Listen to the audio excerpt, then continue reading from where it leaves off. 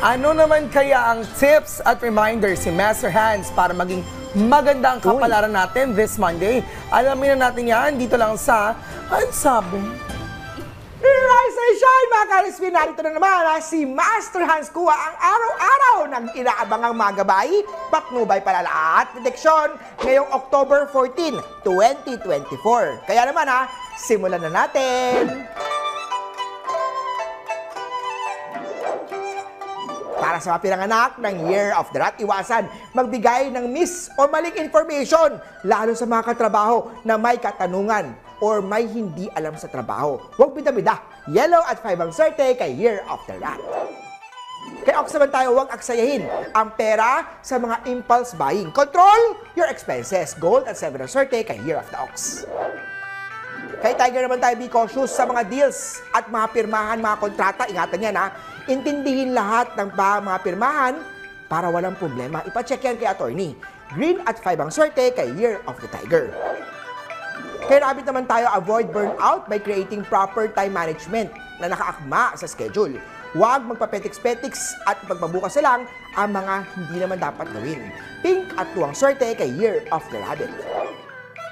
Kay Dragon naman tayo, you will attract a lot of good karma and blessing basta ikaw ay may positive outlook lamang at hindi reklamo o negative ang gusto. Silver at 1 ang swerte kay Year of the Dragon.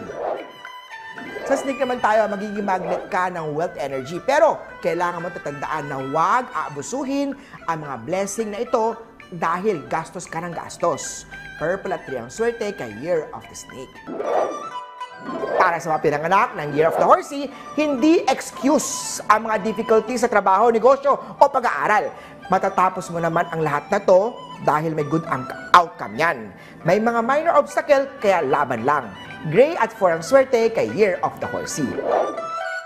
Sa goat naman tayo, mag-ingat sa sakit na hindi nakikita ang mga simptomans. Always check yourself. Magpunta agad kay Doc. Peach at 8 ang swerte kay Year of the Goat. Monkey naman tayo, be stress and relax kahit isang araw lang. Make time for yourself na ialis sa isipan mo ang pagiging busy for your own well-being. Blue at 5 ang swerte kay Year of the Monkey. Kay Rooster naman tayo, bring the sun to your workplace dahil ang iyong pagiging palakaibigan at enthusiasm ang asset mo sa mga katrabaho mo. Gold at 2 ang swerte kay Year of the Rooster. Kay Dog naman tayo, huwag basta-basta mangako ng pera kahit kanino. Hindi lahat ng mga sinasabi mo ay matutupad mo. Kapag wala, matutong tumanggi. Green at 4 ang swerte kay Year of the Doggy. At sa Year of the Piggy naman tayo, tandaan mo na iba-iba tayo ng katawan. Ang gumaganang diet sa iba ay hindi ibig sabihin ay gagana o okay na rin sa'yo. Huwag lang makinig sa influencer dahil hindi lahat ng pinopromote nila ay tama. Red at 9 ang swerte kay Year of the Piggy. Muli po, ito po yung mga gabay, patnubay palalaat, prediction lamang ni Master Hans Kua. Nasa inyong mga kamay, nasa lalay ang inyong tagumpay. Kaya always be positive at i-claim ang mga swerte, mga ka-RSP. Mas swerte umaga sa inyong lahat.